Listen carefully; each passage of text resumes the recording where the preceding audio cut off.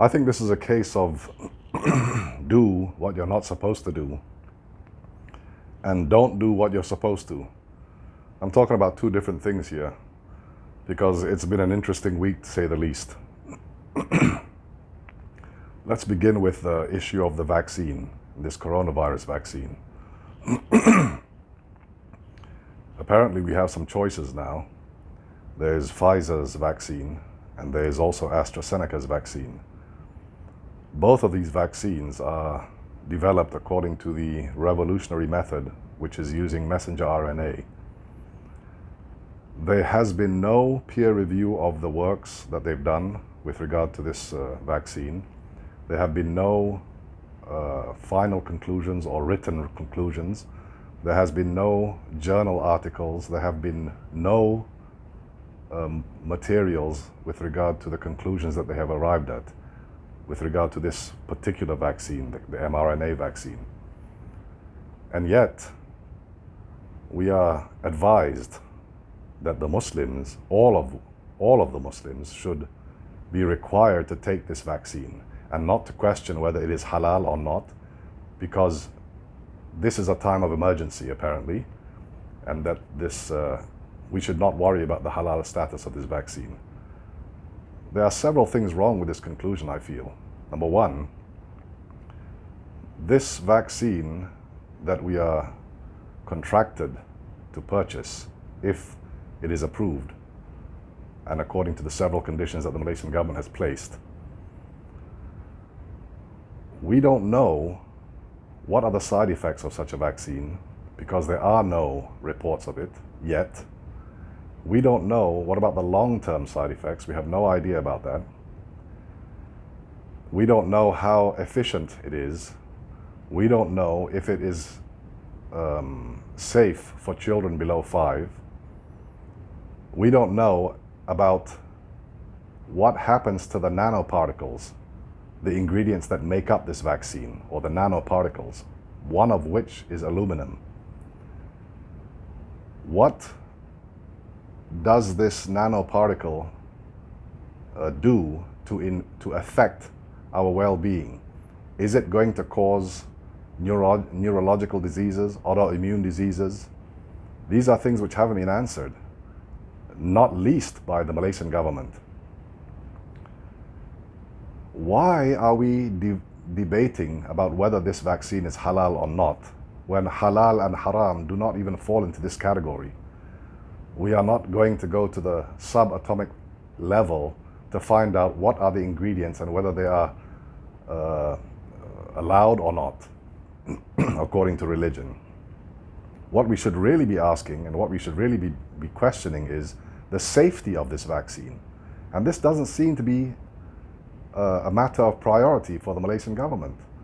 They seem to be going ahead with purchasing this vaccine, even though there is no peer review, there are no published final conclusions, there are no long-term results, there are no side effects. There's nothing, in fact. We are like going in blind. And now we have a lot of side effects. We have people who have allergic reactions to this, and the vaccine developer has told us that those with allergies to the ingredients of the vaccine should not be taking it. What are the ingredients of this vaccine? You have never told us what the nanoparticles in this vaccine are, particularly aluminum. And aluminum has been shown to cause autoimmune diseases, these nanoparticles of aluminum. Why are we not looking for an alternative? Now, it might be something that the Malaysian government is unaware of, but I was recently made aware that there was a journal in Australia, a science journal, and they published a peer-reviewed article about the effectiveness of a certain kind of drug against COVID-19. Now, this drug is called Ivermectin. This Ivermectin is an anti-parasite drug that's been developed in Japan in the 1970s. It is readily available, it is very cost-effective, in fact it is extremely cheap. Now, according to the research and the published results from this journal, a peer-reviewed journal, they are claiming that if one were to take ivermectin, a course of ivermectin, together with zinc and another antiviral medication called doxycycline, that results have been astounding. They claim that within 48 hours, the virus is killed, and within 6 to 8 days, the patient is well enough to go home. Now, all this is with a caveat that the medication be given to patients early enough.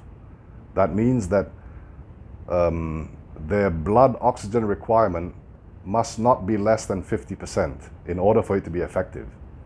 And there have been no reports of any results less than 100% of the time, which means that this combination of drugs, ivermectin, doxycycline, and zinc, have shown 100% effectiveness in killing the coronavirus and curing it. It's not just making you immune to it like what the vaccine would have done, but would rather cure the virus as long as you were to take this course of antiparasitic, antiviral, and zinc medications within the required or prescribed time. I think this is amazing. This is a very safe combination because, number one, ivermectin has been around since 1970s. It's been touted by the World Health Organization as a wonder drug on the same level as penicillin.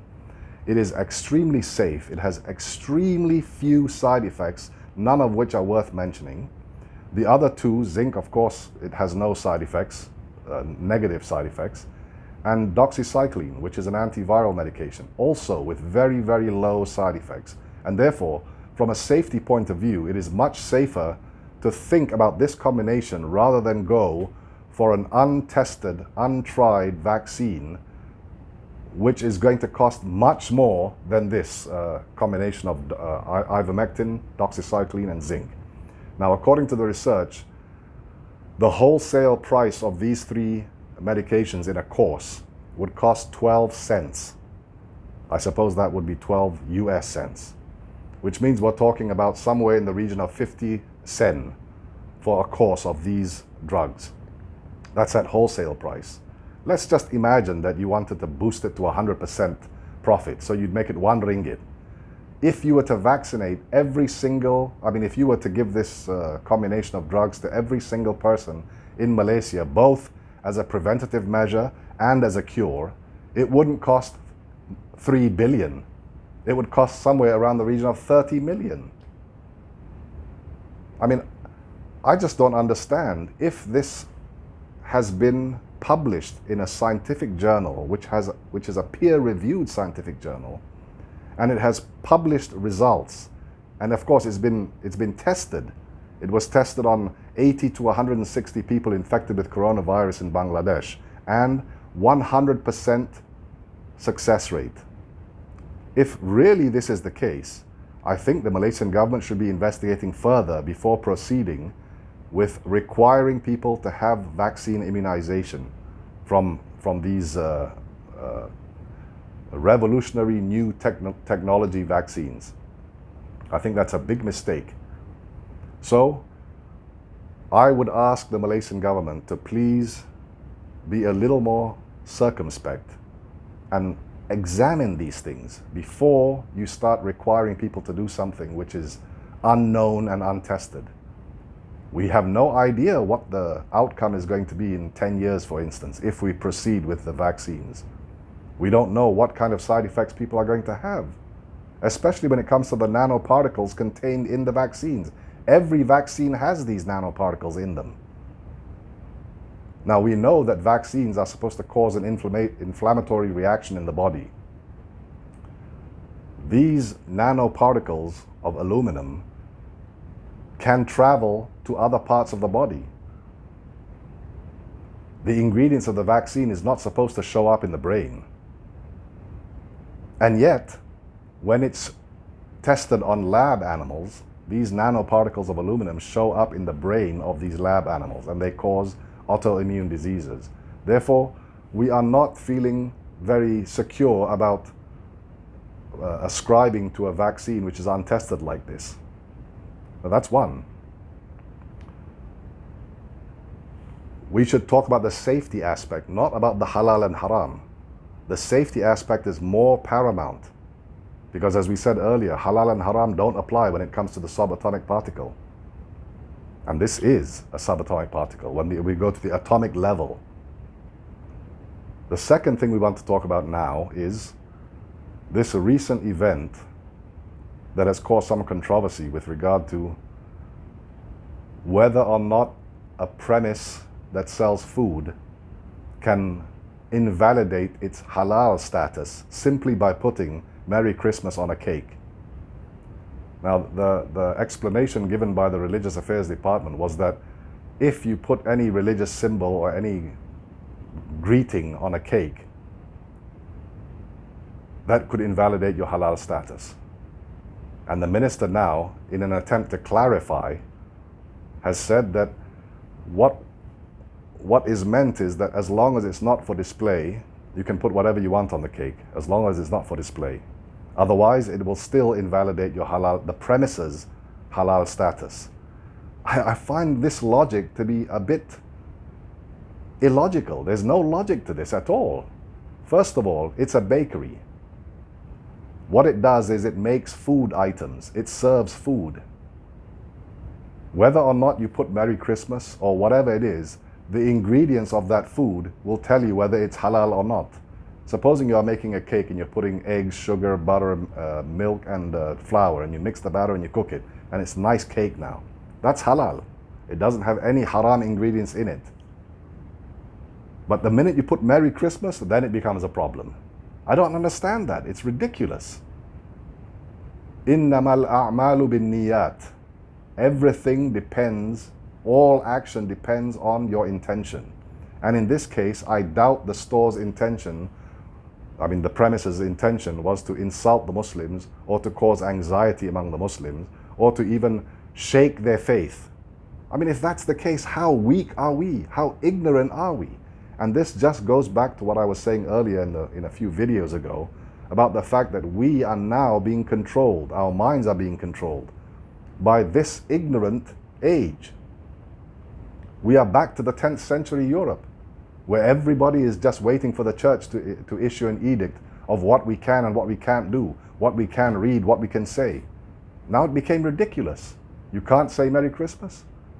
And the strange thing is, the Minister of Religious Affairs, who apparently clarified this matter, had earlier in 2018 written a fatwa regarding people saying Merry Christmas to their friends.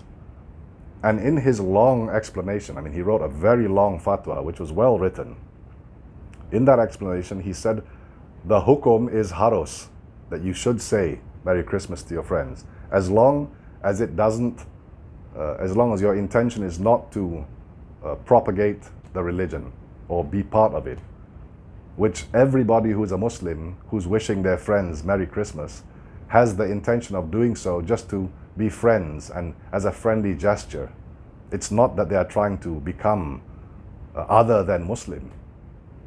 So this assumption that somebody's faith can be shaken by an utterance of congratulatory utterance is ridiculous. And now it has gone overboard. They have gone further and further into their error without admitting mistake. If it was me and that shop had done that to me without my permission, when I asked them to put Merry Christmas on a cake and they changed it to Happy Holidays, I would have sued the shop I wouldn't have paid them. And now the Religious Affairs Department also deserves to be taken to court. What kind of nonsense is this? Now you are determining that the premises are halal?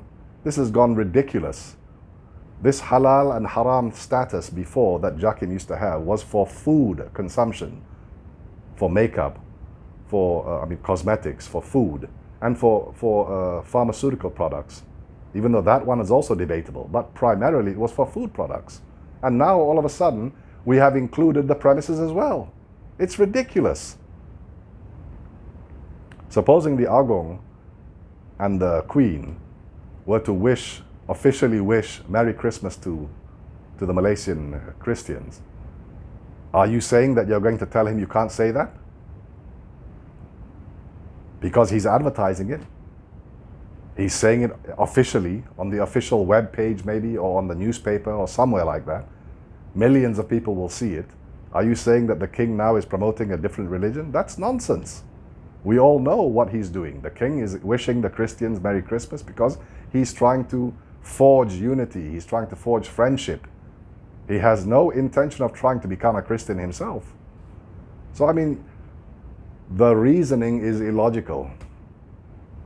And not only that, that it's perpetuating now. It goes on and on. For the past 3 days, we have heard about this. We should put a stop to this.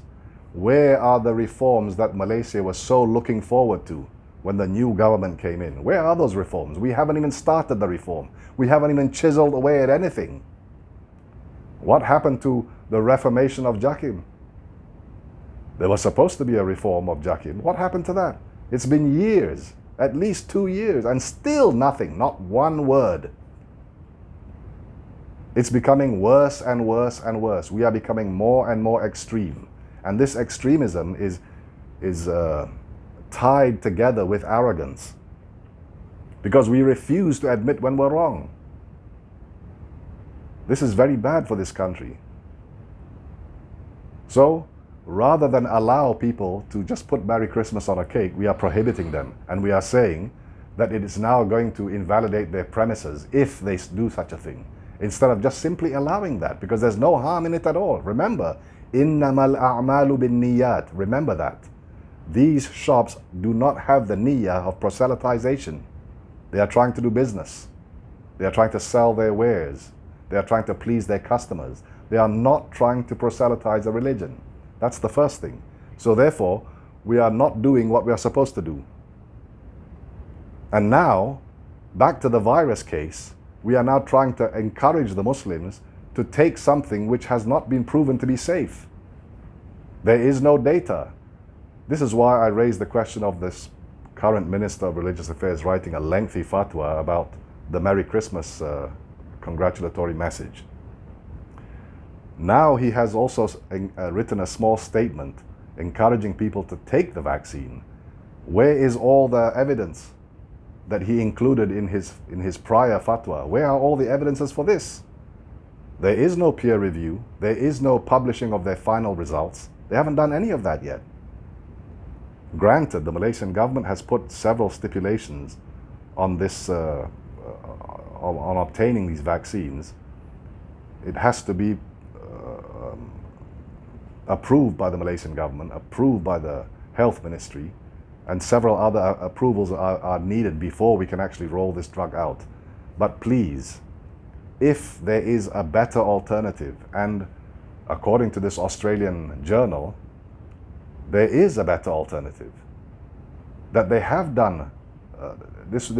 By the way, this study was headed by Monash University in Australia. It's not just any university, no-name university. It's a famous world-class university that has done this study. And it has a peer-reviewed journal. And it has published their results. And it has proven that ivermectin, doxycycline, and zinc are not lethal drugs. They are not going to cause negative side effects. And if it's true that these combination of drugs taken in a course like that can cure you from COVID-19, what are we doing trying to enrich the pharmaceutical companies further by paying an astronomical amount to obtain vaccines for only 30% of the population? There's something sinful about this. There's something not right. Who are we going to ask to answer for this? The ministers? When we ask to see them, they don't answer. When we call them, they don't reply. When we write letters to them, they pretend they never received it. This is our representatives, ladies and gentlemen. These are our representatives who really don't care. I am sick and tired of trying to involve myself helping the government of Malaysia when they don't have any kind of gratitude, or they don't even bother to reply when you ask. It is our right, after all, as citizens of this country, to ask the government to be answerable. They cannot tell us that they are not compelled to answer. They are compelled. As an elected representative, I don't know in this case whether it's valid or not, but as an elected representative, you are required to look after the concerns of your citizens, which you are not doing. And I think that is very shameful. So please, ladies and gentlemen, think about this. Number one, don't make a mountain out of a molehill when it comes to this Merry Christmas greetings, cake greetings. Nothing wrong with that. We have innamal a'malu bin niyat. We will say that again. All the scholars of the past scholars, they all agree with this. They all write lengthy explanations with regard to this particular subject. And every one of them puts special emphasis on the intention, on the niyyah. If your niyyah is not to proselytize, it is required for you to greet your neighbors, to greet your friends, to say Happy Christmas, to congratulate them. The second thing is about this COVID-19 vaccine. Pfizer has not published its final results. There is no peer review.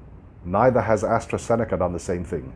We don't know what the long-term effects are. We don't know what the side effects are going to be, apart from the ones we are already seeing now. Therefore, let us err on the side of caution and investigate what the Australians have been doing and have been talking about. These three things: ivermectin, zinc, doxycycline.